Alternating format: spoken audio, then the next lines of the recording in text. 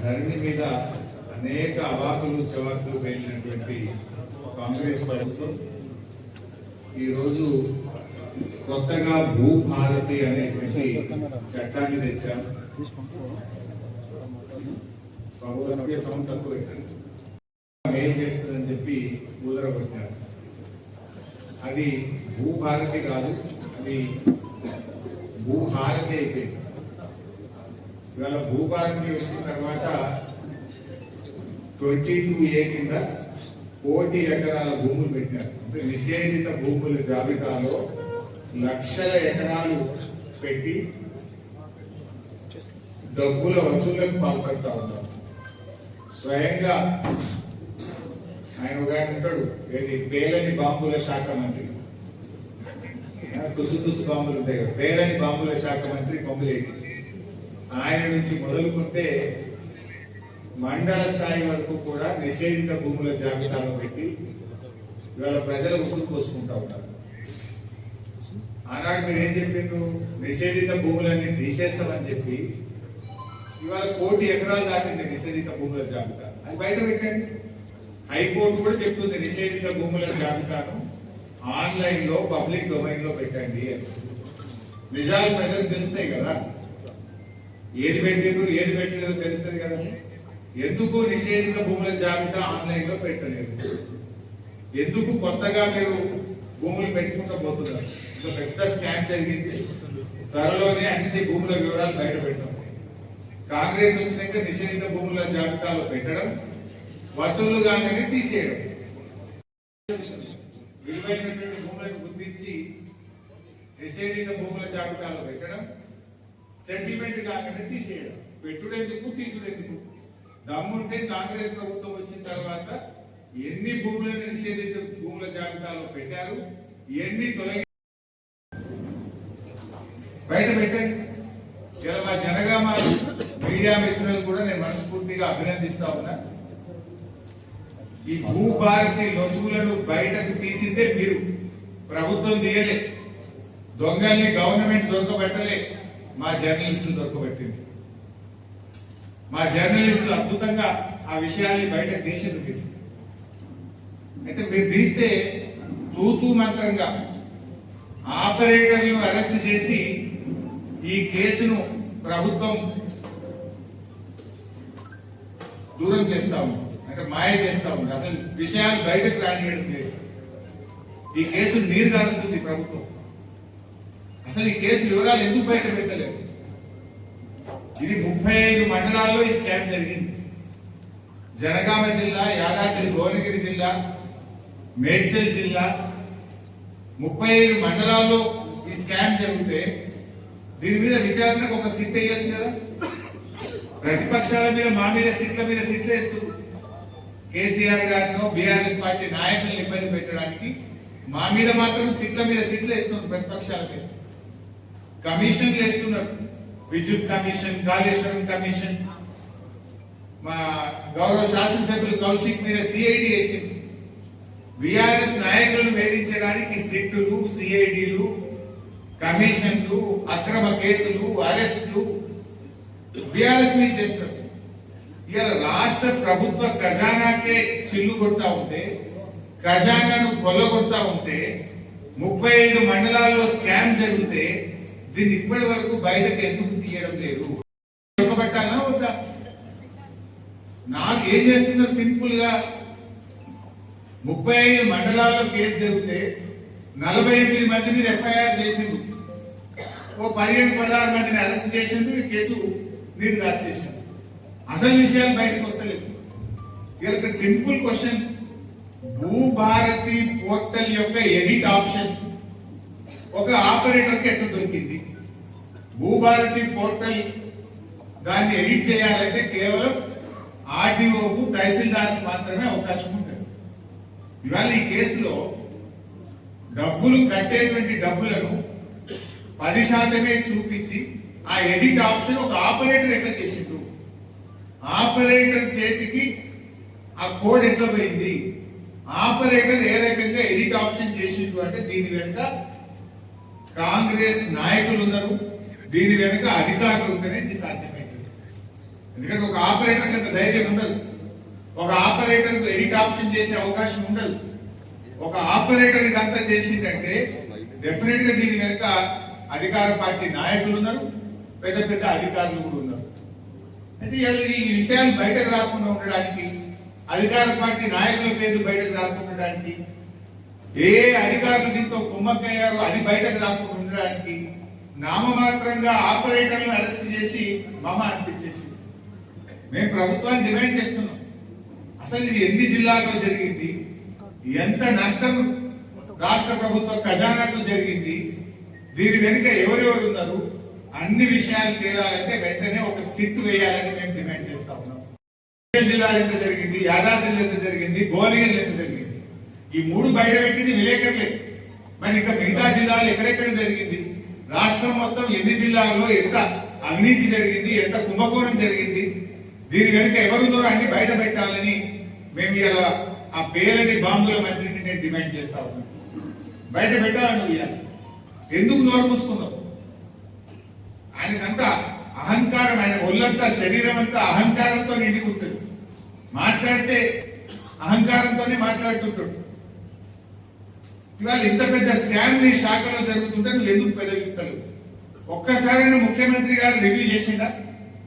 రాష్ట్ర ప్రభుత్వ ఖజానాకే చిల్లుబడతా ఉంటే, ప్రజల డబ్బును కొంతమంది కొల్లగొడతా ఉంటే దీని మీద ముఖ్యమంత్రి ఈ రోజు వరకు ఎందుకు రివ్యూ చేయలేదని అడుగుతా ఉన్నా. రేవంత్ రెడ్డి ఇవాళ రాష్ట్ర ప్రభుత్వ ఖజానాకు కోట్లాది రూపాయల డబ్బు మీ యొక్క లోపభూయిష్టమైనటువంటి భూభారతి వల్ల నష్టం జరిగితే రివ్యూ చేసే బాధ్యత ముఖ్యమంత్రికి లేదా? ఎందుకు రెవెన్యూ మంత్రి చూస్తే భయపడుతున్నావా? పొంగిలేట్ అంటే నీకు భయమా? కారణమే పొంగిలేట్ బయట పెట్టడా, ముఖ్యమంత్రి రివ్యూ చేయడా? ఇది ప్రజల సొమ్ము కదా. రైతు బంధు ఏ శాత కాదు నీకు. రైతు బంధు ఇవ్వకుండా రైతుల ఉసురు పోసుకుంటా ఉన్నావు. ముఖ్యమంత్రి గారు ఎవరు అడిగితే డబ్బులు లేవంటాడు. నీకు మాత్రం 100 కోట్ల రూపాయలతో నువ్వు క్యాంప్ ఆఫీస్ కట్టుకోవచ్చు, 100 కోట్లు పెట్టి ఫుట్బాల్ ఆడొచ్చు. నువ్వు నీకు ఫుట్బాల్ ఆడడానికి పైసలు ఉంటాయి, కోట్ల రూపాయలతో క్యాంప్ ఆఫీస్ కట్టుకోవడానికి పైసలు ఉంటాయి, అందాల పోటీలు నిర్వహించడానికి పైసలు ఉంటాయి, లేదు ఫ్యూచర్ సిటీలో 1,00,000 కోట్లు ఖర్చు పెట్టడానికి పైసలు ఉంటాయి, మూసీలో పేదల ఇల్లు కూలగొట్టి గాంధీ విగ్రహం పేరిట 1,000 కోట్ల రూపాయలు ఖర్చు పెట్టడానికి పైసలు ఉంటాయి. రైతులు అనగానే పైసలు లేవని చెప్పి ఇవాళ మాట్లాడుతూ ఉన్నారు. రేవంత్ రెడ్డికి బూతుల మీద ప్రేమ ఉన్నది కానీ రైతుల మీద ప్రేమ లేదు. బూతులు మాట్లాడడానికి నీకు నోరు వస్తుంది, రైతుల గురించి మాట్లాడడానికి నోరు రాదు. ఇంకా ఎవరైనా మిగిలిపోతే వాళ్ళకు కూడా చేస్తామంటే 8,92,000 మంది రైతులు దరఖాస్తు పెట్టారు. ఈ రోజుకు కాంగ్రెస్ ప్రభుత్వం ఒక్కరికి కూడా సాదా బైనామా చేయలేదు. కేసీఆర్ గారు సాదా బైనామా ఎట్లా అమలు చేసిండ్రు? మోక మీద పోయిండు, భూమి కొన్నది నిజమేనా, పక్కనుండే రైతులు అడిగిండ్రు, ఈయన సాగు చేసుకుంటుండా అని అడిగిండ్రు, అది నిజముంటే ఆర్డర్ పాస్ చేసిండ్రు, వాళ్ళకు పాస్ బుక్లు ఇచ్చేసిండ్రు, టైటిల్ డీడ్ ఇచ్చేసిండ్రు. కానీ ఇలా కాంగ్రెస్ వచ్చినాక ఆ రోజే ఎలక్షన్ల ముందు ఏం చెప్పిండ్రు? మేము గెలవగానే ఎల్ఆర్ఎస్ ఫ్రీ. రేవంత్ రెడ్డి ముఖ్యమంత్రి అయిన తర్వాత 1,00,000 ఎకరాల ఎస్సీ ఎస్టీ భూములను ఇవాళ ప్రభుత్వం స్వాధీనం చేసుకుంది. మేడ్చల్, హైదరాబాద్ పరిసర ప్రాంతాల్లో 1,00,000 ఎకరాల ఎస్సీ ఎస్టీ భూములను ఇవాళ స్వాధీనం చేసుకున్నారు. ఎలక్షన్ల ముందేమో పట్టాలు ఇస్తామన్నారు, గెలిచి గద్దెనెక్కినాకనేమో భూములు లాక్కుంటున్నారు. అట్లనే సాదా బైనామా తప్పకుండా చేస్తామన్నారు. 8,92,000 మంది కేసీఆర్ గారి హయాంలో అప్లికేషన్ పెట్టుకున్నారు సెకండ్ ఫేజ్ లో. ఇవాళ వీళ్ళు వచ్చిన ఏం చేసిండ్రు? అమ్మినోళ్ళు అఫిడవిట్ అన్నట్టు. అమ్మినోళ్ళు అఫిడవిట్ నీ దగ్గరికి ఎందుకు వస్తారు?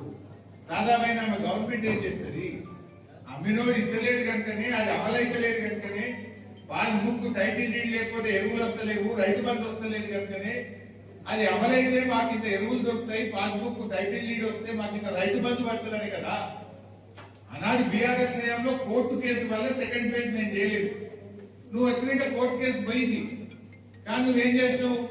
నోటితో నవ్వి నొసటితో వెక్కిరించినట్టు సాదా బైనామా అమలు చేయమంటే గతంలో బీఆర్ఎస్ హయాంలో లేనటువంటి కొత్త నిబంధన, బాండ్ పేపర్ మీద అమ్మిన ఆయన అఫిడవిట్ ఇవ్వాలి, ఇచ్చింది, రైతు బంధు ఇచ్చింది. అధికారుల హస్తంతోనే ఈ స్టాంప్స్ అండ్ రిజిస్ట్రేషన్ డిపార్ట్మెంట్ లో పెద్ద ఎత్తున అవినీతి జరిగింది, ప్రజాధనం కొల్లగొట్టబడ్డది. ఇది ఈ పేలని బాంబుల మంత్రి ఏది ఎన్ఐసితో పెట్టినా ఎన్ఐసి సాఫ్ట్వేర్ అని చాలా గొప్పలు చెప్పింది. భూభారతి అనేది ఎన్ఐసి సాఫ్ట్వేర్. మరి ఎందుకు ఇదంతా అవినీతి జరుగుతుంది? నీ ఎన్ఐసి సాఫ్ట్వేర్ పనిచేస్తుంది కదా, ఎక్కడ లోపం ఉంది?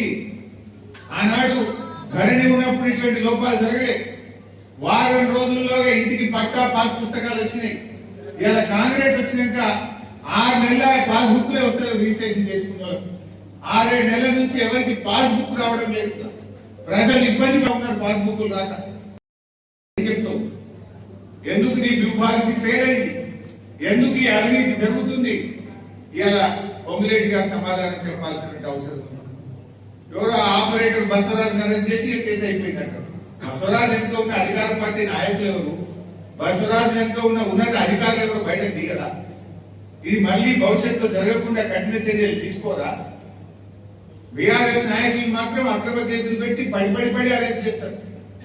ఈ కేసులో 48 మంది మీద మీరు కేసు పెడితే ఎందుకు 15 మందిని అరెస్ట్ చేసి చేతులు దులుపుకుంటున్నారు? మిగతా వాళ్ళని ఎందుకు వదిలిపెట్టినారు?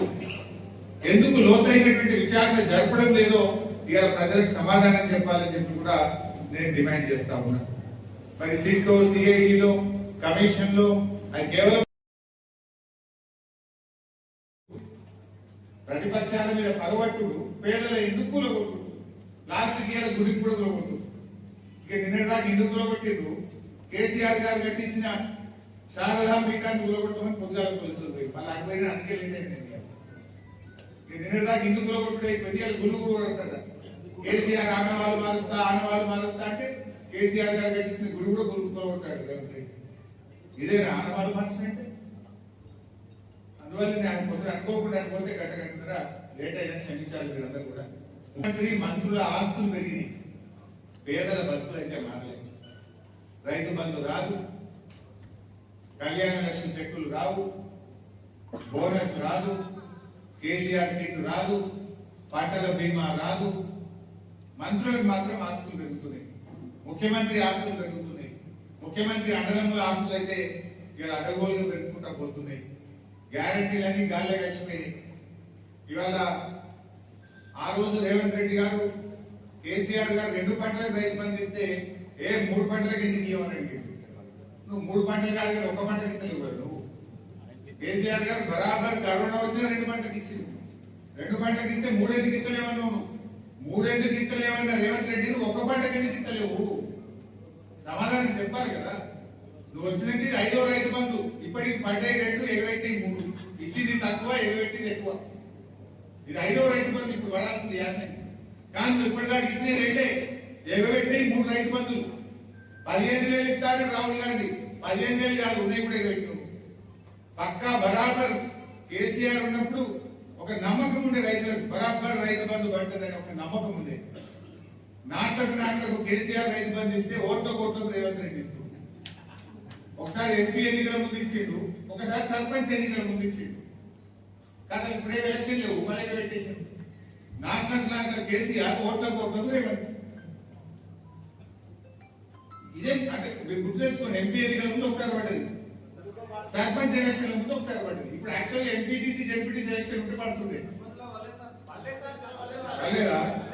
మేము ఒకటే ప్రభుత్వానికి కోరేది, పన్నులు పెంచుకుంటూ పోతుంది. ఫస్ట్ మేము గవర్నమెంట్ కోరేది ఇప్పుడు ఈ భూభారతి మీద రివ్యూ జరగాలి. అనేక అవకతవకలు ఉన్నాయి.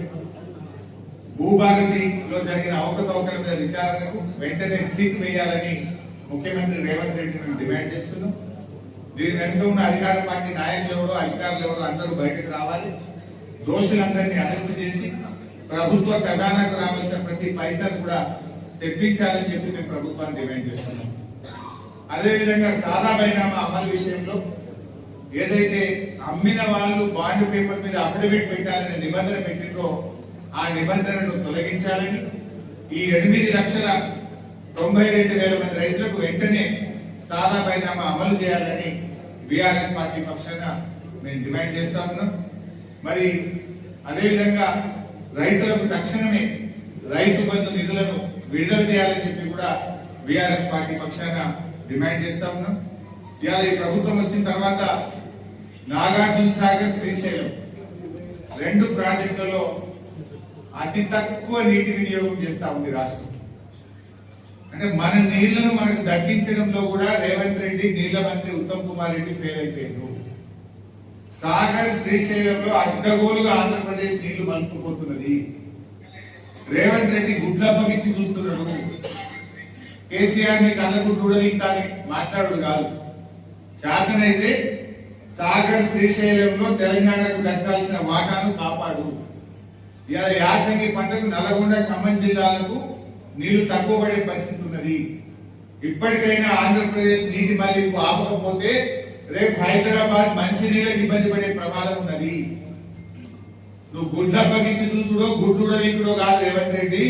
అవసరమైతే అపెక్స్ కౌన్సిల్ మీటింగ్ డిమాండ్ చేయి, ఢిల్లీకి పోయి కేంద్ర నీటిపారుదల శాఖ మంత్రి దగ్గర కూర్చొని తెలంగాణ నీటి వాటా కాపాడాలని చెప్పి